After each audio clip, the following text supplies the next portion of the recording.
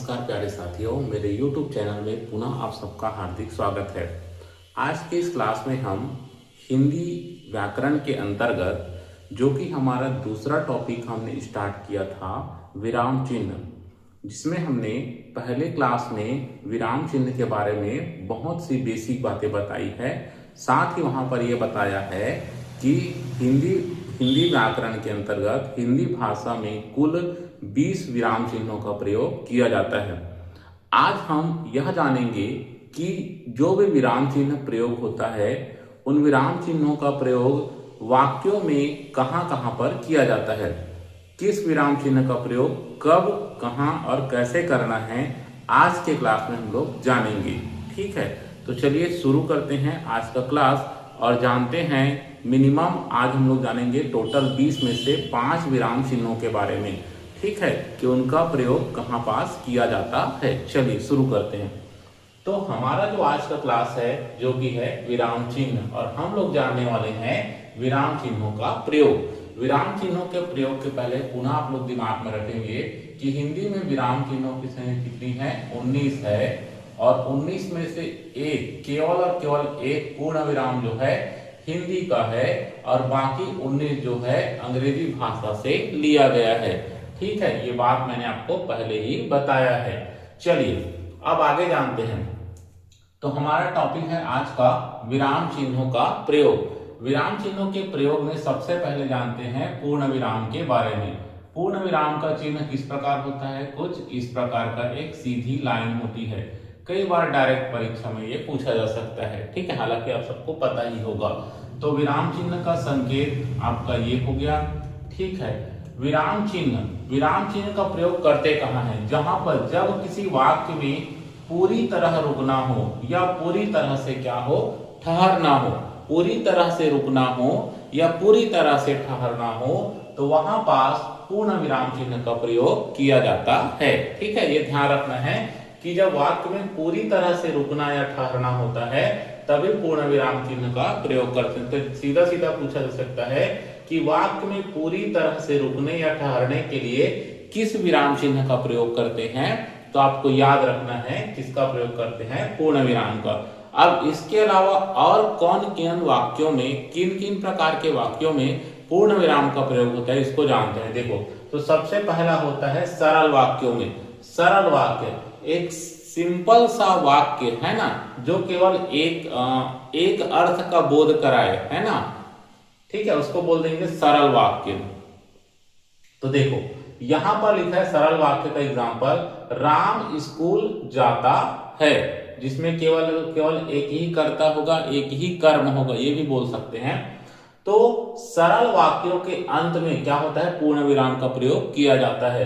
तो देखिए राम स्कूल जाता है और यहाँ पर पूर्ण विराम का प्रयोग किया गया है। इसी प्रकार मिश्र वाक्य में, मिश्र वाक्य क्या होता है ये भी आप यहाँ से सीख जाएंगे। देखो क्या लिखा है, यदि राम पढ़ता तो अवश्य उत्तीर्ण होता, है ना। यदि राम पढ़ता तो अवश्य उत्तीर्ण होता। यहाँ पर देखो उत्तीर्ण कब होता, जब वह पढ़ता, है ना। ठीक है, मतलब उत्तीर्ण होना किस पर निर्भर है, पढ़ने पर निर्भर है ना। तो ये वाला जो वाक्य है वो इस वाक्य पर निर्भर है। तो इस टाइप का जो वाक्य होता है वो कहलाता है मिश्र वाक्य।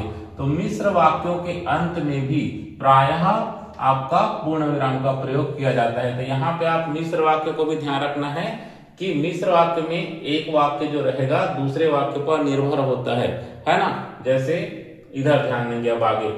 अब अगला जो है संयुक्त वाक्य, जिसमें दो आपके पास सरल वाक्य रहेंगे या सरल उपवाक्य भी बोल सकते हैं।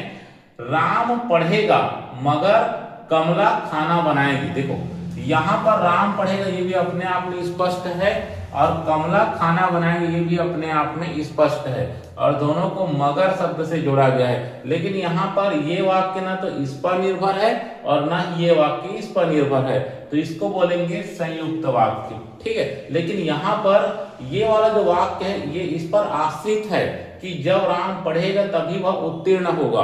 ओके, ठीक। तो इस प्रकार पूर्ण विराम चिन्हों का प्रयोग सरल वाक्यों के अंत में, मिश्र वाक्यों के अंत में और संयुक्त वाक्य के अंत में किया जाता है। यहाँ से सरल, मिश्र और संयुक्त वाक्य भी परीक्षा में पूछे जा सकते हैं, तो तो साथ ही साथ आप ये भी चीजें यहाँ से सीख पाए। चलिए उसके बाद और कहां पर किया जाता है तो देखिए, अप्रत्यक्ष प्रश्नवाचक वाक्य के अंत में, कहां पर, अप्रत्यक्ष प्रश्नवाचक वाक्य के अंत में भी पूर्ण विराम का प्रयोग करते हैं। जैसे देख लीजिए, राम ने बताया नहीं कि वह कहां जा रहा है, राम ने बताया नहीं कि वह कहां जा रहा है, और यहां पर भी पूर्ण विराम का प्रयोग किया गया है। तो ये जो वाक्य है एक प्रकार का अप्रत्यक्ष प्रश्नवाचक वाक्य है। तो हमने यहाँ पर पूर्ण विराम का प्रयोग कहाँ होता है बता दिया, और अच्छे से दिमाग में यही रखना है, उसका संकेत अच्छे से याद रखना है। और ये जो लाइन लिखा हुआ है कि पूरी तरह से रुकने या ठहरने के लिए पूर्ण विराम का प्रयोग किया जाता है। और यही चीज तो मैं पहले भी बताया ना, एक चीज ये याद रखना है, केवल और केवल पूर्ण विराम जो है ना वो हिंदी का है, बाकी अंग्रेजी का है। ठीक है, हालांकि हिंदी में टोटल 20 विराम चिन्हों का प्रयोग किया जाता है। ठीक, चलिए अब अगला जानते हैं उपविराम या अपूर्ण विराम। देखिए उपविराम का संकेत कैसा होता है, ध्यान से देखना है। एक बिंदी और ये दूसरी बिंदी, मतलब ये दो डॉट होंगे ऐसे, इसी को कहा जाता है उपविराम या अपूर्ण विराम। ये कहां पर प्रयोग होता है, इसको एक एग्जांपल से देखिए। जैसे लिखा है यहाँ पर, जन धन योजना गरीबों का साथी। क्या लिखा है, जन धन योजना गरीबों का साथी, छोटा सवाल बड़ा सवाल, आतंकवाद एक चुनौती।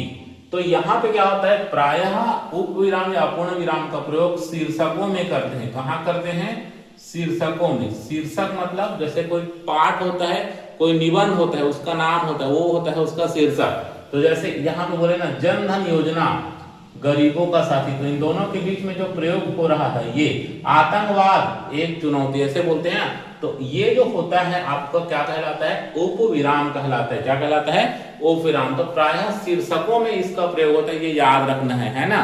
सीधा सीधा पूछा जा सकता है, शीर्षकों में, प्रायः शीर्षकों में किस विराम चिन्ह का प्रयोग किया जाता है, तो याद रखना है शीर्षकों में प्रायः उपविराम या अपूर्ण विराम चिन्ह का प्रयोग किया जाता है। चलो आगे जानते हैं अर्धविराम। क्या चीज, अर्धविराम। अर्धविराम का संकेत याद रखना, ध्यान से देखना, आपको कैसे याद करना है। देखो सबसे पहले ना एक लाइन खींच दी है हमने, है ना, एक लाइन खींच दिए, ये कहलाया पूर्ण विराम।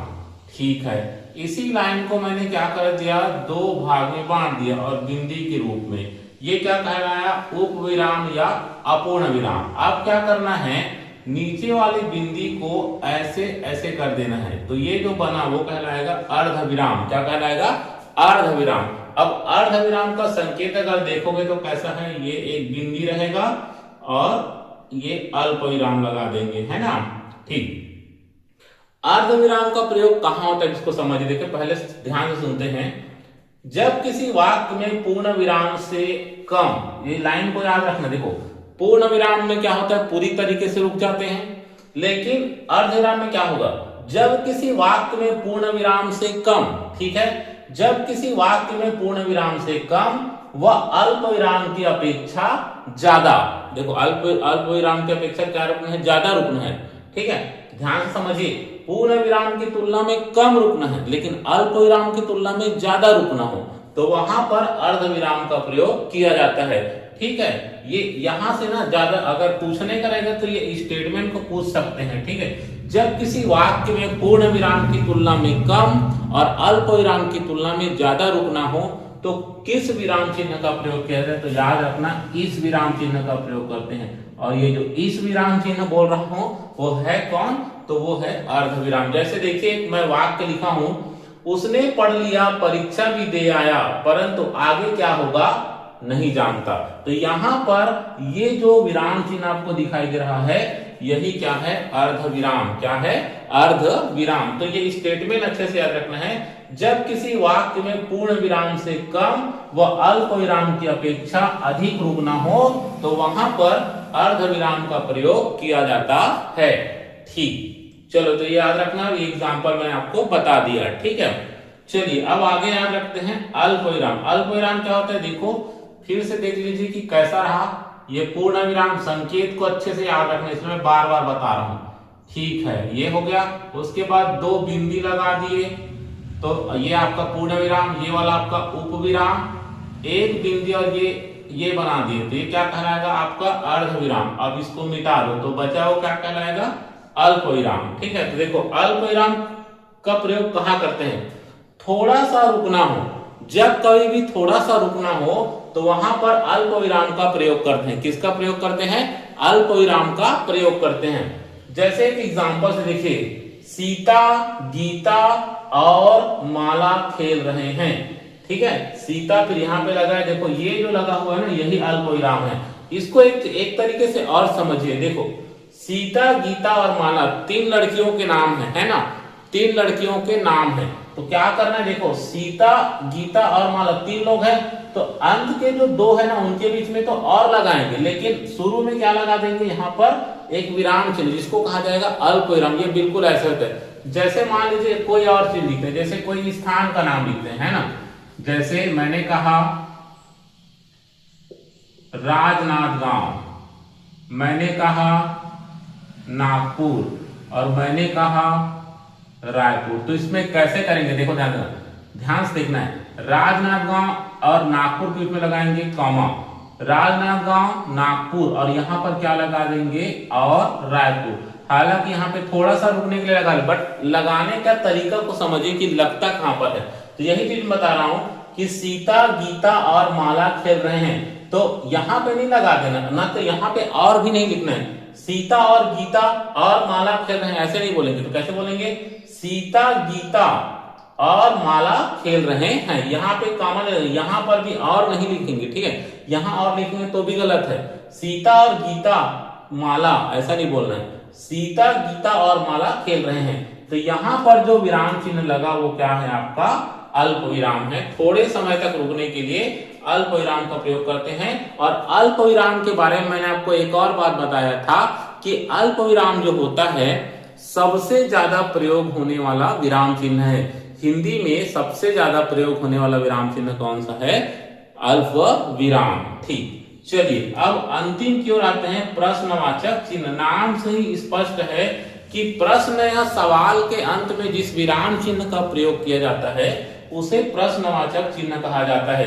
जैसे आप देख सकते हैं, आपका नाम क्या है, यहाँ पे क्या शब्द से ही पता चल रहा है कि यहाँ पर प्रश्न पूछा जा रहा है, तो आपका नाम क्या, तो यहाँ पे जो अंत में लगा यही क्या है आपका प्रश्नवाचक चिन्ह है। ठीक है, इसके अलावा ये तो आप सबको पता ही है, ये वाला ज्यादा इंपॉर्टेंट है जो आपको ध्यान रखना है। देखो, ऐसे वाक्य जहां स्थिति निश्चित ना हो, ऐसे वाक्य जहां स्थिति निश्चित ना हो, मतलब जहां पर निश्चित ना हो कोई चीज, है ना, कोई बात बोला जा रहा हो और वो निश्चित ना हो, स्थिति वहां पे निश्चित ना हो, तो वहां पर आपको प्रश्नवाचक वाक्य का प्रयोग करना। जैसे देखो, ध्यान देखना, आप शायद बिलासपुर जा रहे हैं। देखो, मान लीजिए मैं शायद को नहीं बोला तो क्या बोलता, आप बिलासपुर जा रहे हो, मतलब वहां पे स्थिति निश्चित है कि आप बिलासपुर जा रहे हो, लेकिन यहां पर क्या हो गया, आप शायद बिलासपुर जा रहे हो, मतलब कंफ्यूजन है, एकदम कंफर्म नहीं है, निश्चित नहीं है कि बिलासपुर ही जा रहे हैं।